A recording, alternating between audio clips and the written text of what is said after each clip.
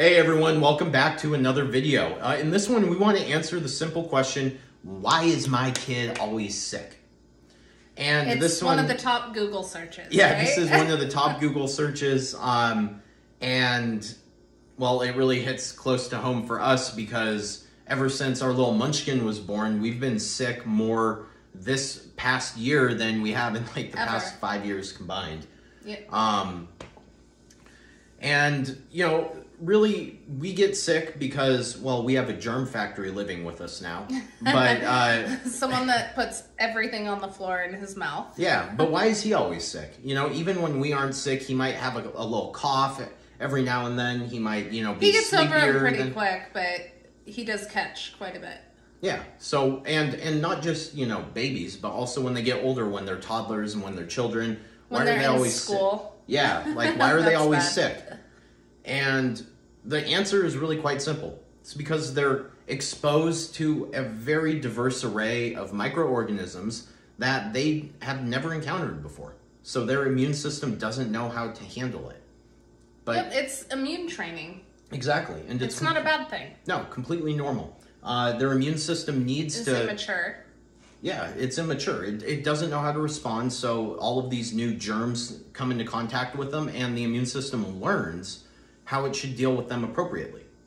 And we have a ton of data published out there for that kids that are raised in rural environments or kids that have greater exposure to pets like dogs and cats, because they have so much more exposure to germs in their environment, they have stronger immune systems when they get older and a lower incidence or a lower likelihood of developing allergies. This is why we see the helicopter moms with kids with 50 allergies. Yeah, exactly. They are always cleaning their hands and never letting them play in dirt. It's called the hygiene hypothesis. This is actually one of the most well-researched things out there. Really, it should be the hygiene theory. But the greater exposure to germs that your kid has when they're younger, the stronger their immune system when they're older, and the lower likelihood that they'll have allergies because their immune system will know how to appropriately respond to external stimuli instead of, for example, overreacting, which is what happens in an allergy. And so, I mean, why are they always sick? Because their body is doing exactly what it needs to do. It's training. It's training. For adulthood. Now, that's what it's doing. Now, there is another component to this because, you know, some parents might notice that their kid is like sick all the time. And that could be normal, but it could also be because of something like... diet. Yeah, like their diet's not good. Poor nutrition. We know that plays a role in immune function. You need to supply the vitamins, minerals, and nutrients that your body uses to optimize that immune function. And this goes on terrain theory, right? Yeah, that's exactly. So there's like two camps, terrain and... germ theory. Yep. So terrain and germ theory, I'm trying not to rant here, so I want to be precise with what I say, but if we look at the quote-unquote evidence-based religious groups, basically they say that germ theory is correct. Every other theory, like terrain theory, are all pseudoscientific and have been disproven. Anytime you come into contact with the microbe, you will get it. If you are a germ theory, Nazi. Yeah, they say germ theory is that, you know, this specific microorganism causes this disease, end of story. And terrain theory says that the internal environment of the body is 100% determines if you get the disease or not. And the reality is that's both. Because we know that each microorganism interacts with our biology in different ways, right? And that specific microorganisms cause specific diseases. Yep. But you don't always catch everything you come into contact with. We know that. Yeah, or alternatively, if a bunch of people catch something, the severity of their illness is different between people.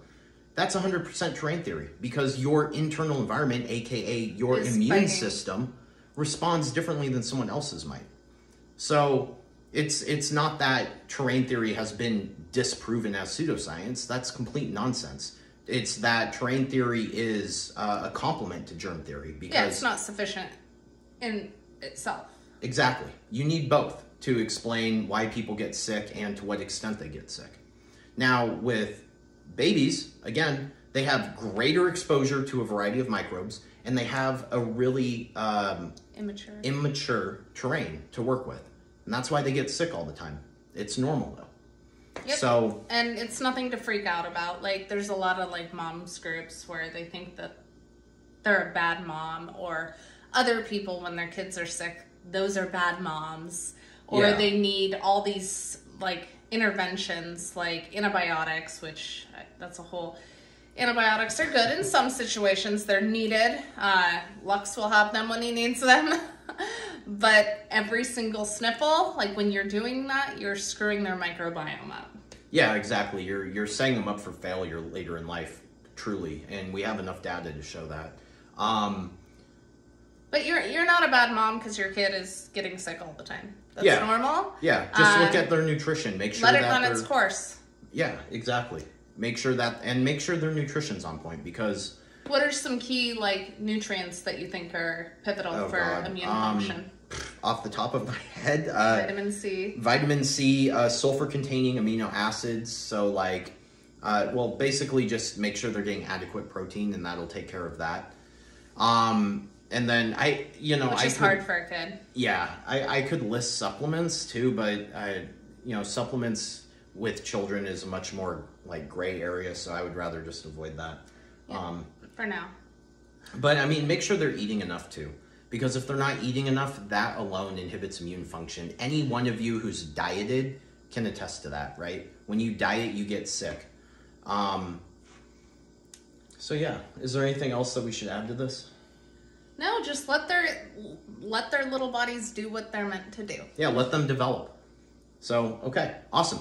Thanks everyone for listening. If you enjoyed this video, please give it a like, share it around, and if you haven't already, subscribe to our YouTube channel. Bye. Thanks. Bye.